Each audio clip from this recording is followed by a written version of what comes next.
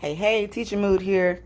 So, I know you guys are getting ready for our virtual first day of back to school, and some of you parents may be confused or not sure what supplies you need for your child. So, I just wanted to hop on for a Teacher Mood tidbit and kind of share those things with you. So, I have quite a few items here that I purchased for Casey and my supplies I got from my school, some things I had from my school already. So I'm just going to share a little bit about the supplies that my class is going to need. So those of you, my parents who are following me on Instagram right now, tune into this. So the basics, honestly, child's going to need some type of something to use for their illustrations, whether it be markers or I had colored pencils in here. There we go. Colored pencils, crayons. They're going to need all those essential things. Glue sticks. They will need index cards.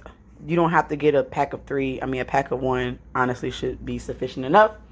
And these are just some of the things I'm going to use in my classroom. We will utilize sticky notes too, but I wouldn't say this is an essential thing. So if you don't come across it, don't worry about it. But definitely colored pencils, glue sticks, index cards, and markers or whatever else that your child likes to color with. One of the big things that I do want the students to use. I know that we are in a digital format, and there are a lot of different virtual like dry erase boards like Jamboard, and like that's with Google and other virtual resources. But I'm a little bit old school, and because I have the small kids, I have first graders, I just don't think it's going to be feasible for them to work the Jamboard and kind of toggle between one window from another. It's too much. It's probably too much already for them just to be on a laptop. So I'm trying to make it simple for you guys. So a little dollar dry erase board from Dollar General, Dollar Tree, or Family Dollar. This is going to be like the best thing ever in our classroom. I promise you. They will get so much use out of it. And it comes with a little dry erase marker, but I definitely recommend getting another pack of the Expo dry erase markers or any other dry erase markers that come with the colors like red, blue, green, yellow, those colors. Those would be essential too. But this is definitely something I think you should look into.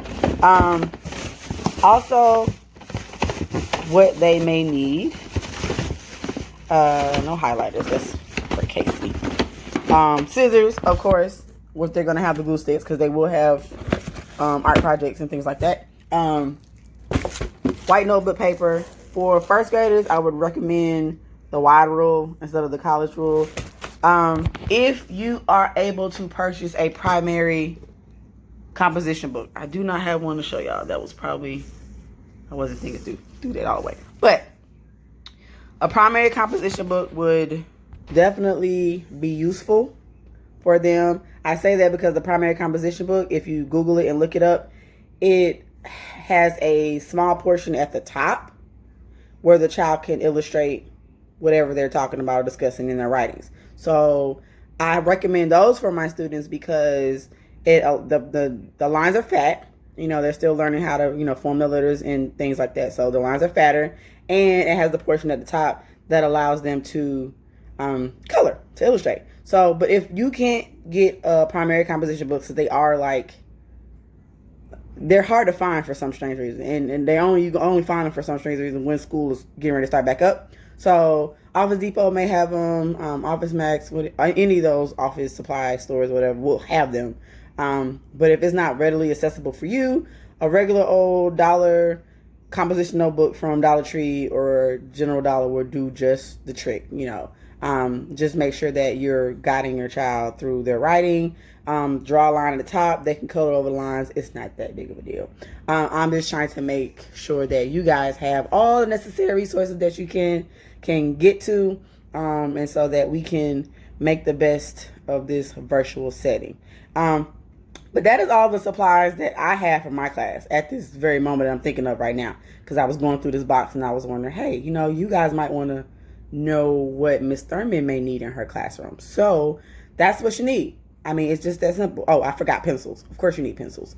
Pencils, whatever your child uses to write with, because we're not, I guess, in the classroom form, so I can't really conduct on what they use. But because, again, we have first graders just coming out of kindergarten, really just learning how to use those fine motor skills and write and hold their pencils correctly, I would highly recommend getting pencils. And if your child is one that their writing isn't completely legible at the moment, definitely look into getting the fat pencils. And you can find those at Schoolbox, Walmart. You can order them online, and they're very inexpensive. But if that's not a resource that you can access, regular pencils that you find at Dollar Tree or anywhere else will suffice. But that's it. That's the teacher mood tidbit that I have for you guys.